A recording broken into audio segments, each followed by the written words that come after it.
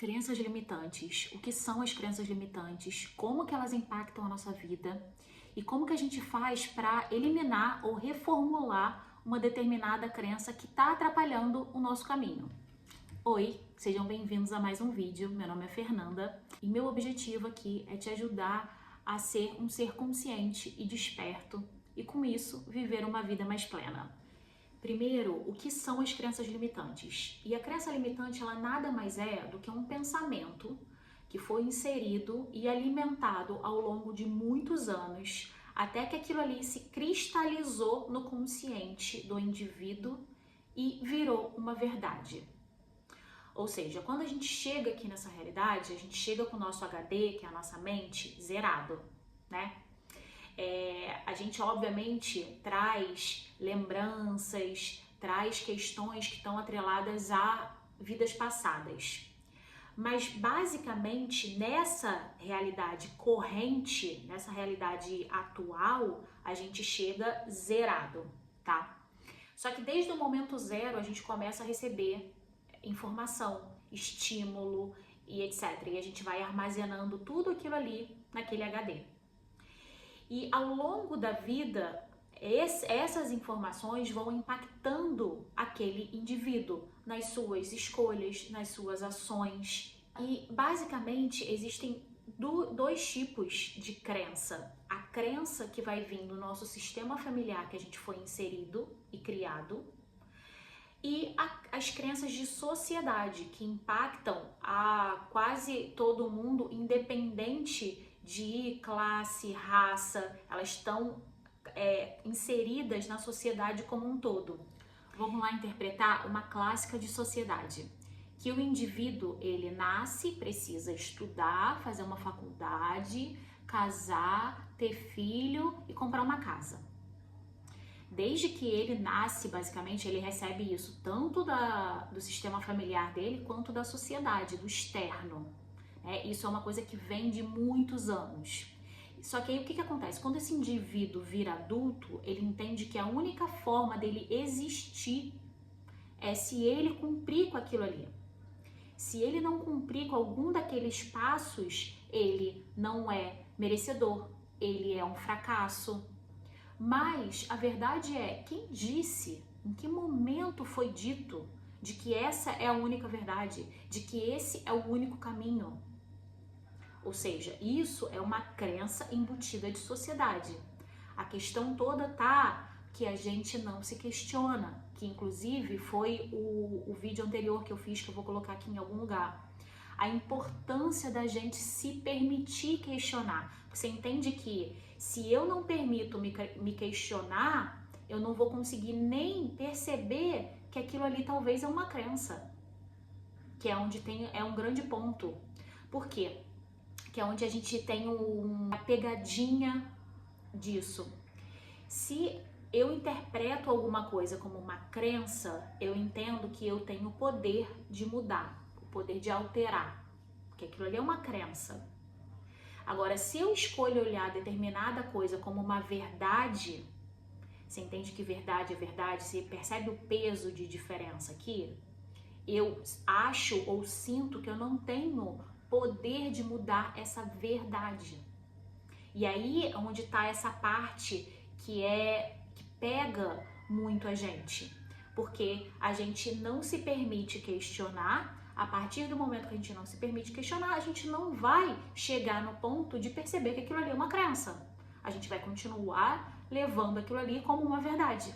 Então, se determinadas crenças fazem sentido para você, para sua vida, ótimo, não tem problema nenhum. Mas a gente está falando aqui das crenças que limitam, né? Então, limitam aquele indivíduo de ser quem ele realmente é. Limitam aquele indivíduo de buscar o seu potencial, de talvez realizar o que ele veio aqui realizar, porque ele está preso por uma corrente que diz que ele precisa ficar ali.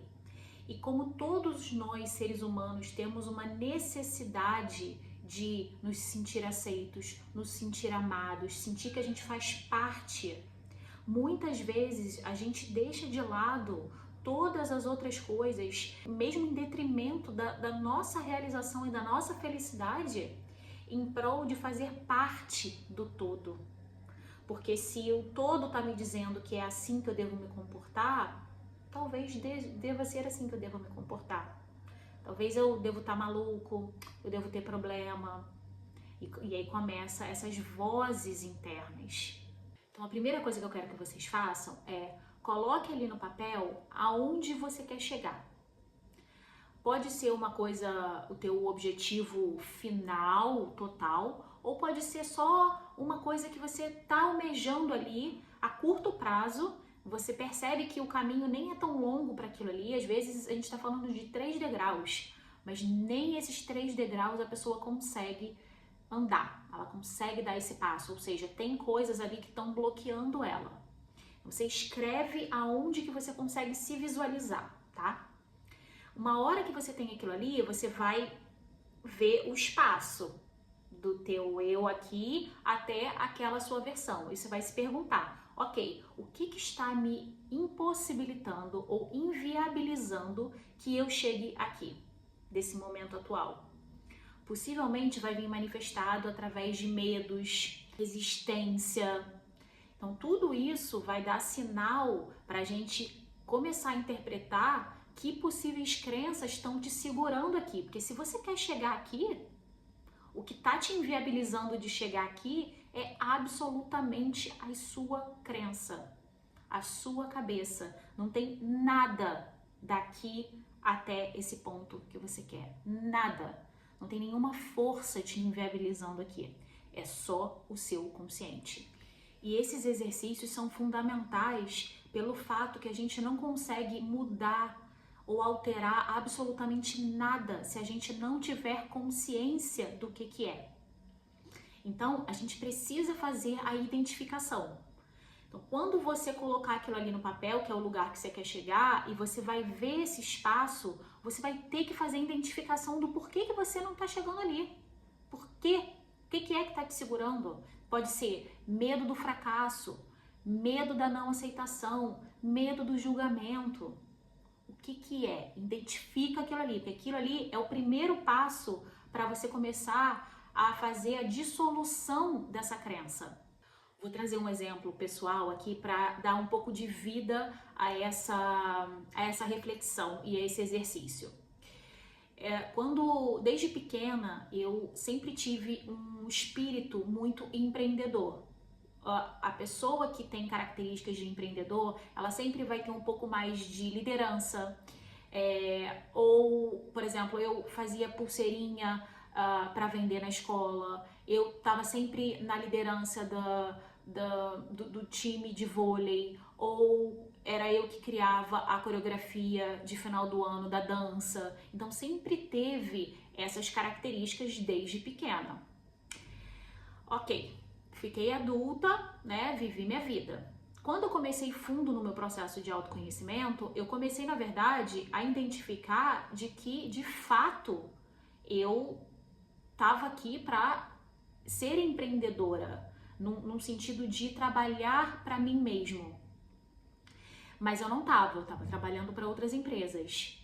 Eu gostava muito do meu trabalho, mas eu nunca me senti 100% preenchida, porque eu me sentia pequena. Eu achava que eu poderia mais. E o meu comportamento nas empresas, quando eu trabalhei para empresas, sempre foi um funcionário meio que empreendedor, porque eu estava sempre vendo o que as outras pessoas precisavam, eu estava sempre pensando no total da empresa, como aumentar o faturamento total da empresa, mesmo sendo um funcionário e ninguém tendo me pedido para pensar dessa forma. Era o meu modus operandi natural. Só que o que aconteceu que eu identifiquei nesse caminho? Que essa veia empreendedora, ela tinha sido massacrada pelos meus pais. Por quê? Não propositalmente, de jeito nenhum. Mas eu tinha um pai que era funcionário público, ou seja, qual que é a crença que ele me passou? Que ser um funcionário público é o que vai me permitir segurança. Quem disse que aquilo ali se aplicava para mim? Ele embutiu a crença dele em mim. Então, eu cresci e durante muitos anos, inclusive, querendo fazer concurso público, e aquilo não tinha absolutamente nada a ver comigo, absolutamente nada. Só que eu achava que, na verdade, eu que estava com problema, né? Porque imagina, eu recebi essa crença de uma das figuras mais importantes da minha vida. E, além disso tudo, os meus pais juntos tiveram alguns negócios ao longo da história de casamento deles que não performou bem. Ou seja, eles passavam para mim de que essa questão de empreendedor e ter o seu próprio negócio é sinônimo de fracasso. Então, quando eu realizei isso tudo, eu lembro perfeitamente. Falei para mim, não, peraí que eu vou reformular isso aqui. Eu colei vários papéis assim na horizontal e comecei a fazer a minha timeline de vida. Desde o momento que eu me recordo, do primeiro momento que eu me recordo dessa atitude empreendedora, e comecei a colocar ali no papel. E fui indo, até o momento que eu estava presente. Comecei a ligar e mandar mensagem para pessoas e amigos que eu conhecia desde aquele momento, perguntando o que eles se lembravam desse posicionamento meu. E quando eu realizei aquilo ali tudo, ficou claro de que muitas das coisas e muito do meu modus operandi estava sendo impactado por essas crenças. Esse foi o primeiro passo para que eu me desfizesse dessa crença. Ou seja, eu precisei primeiro identificar aquilo ali que estava me segurando. Depois, ver que, cara, eu recebi essa crença aqui do meu pai, mas quem disse? Ele não é o detentor da verdade. Quem disse que isso aqui se aplica para mim? E qual é o problema caso eu não faça isso? Porque a gente tende a achar, principalmente quando vem dos pais, que a gente não vai ser merecedor do amor deles. Se a gente faz alguma coisa que vai contra a percepção de vida deles, as crenças deles e etc. Tem um conflito muito grande aqui.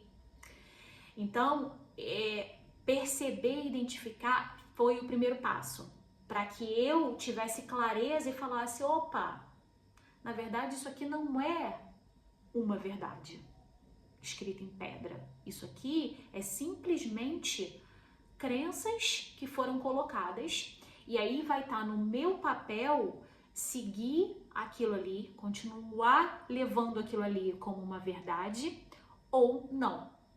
E aí, no meu caso, eu falei, isso aqui não faz sentido para mim, porque isso aqui tudo tá me segurando, na verdade, de ser quem eu sei que eu tenho que ser, de ser quem eu realmente quero ser.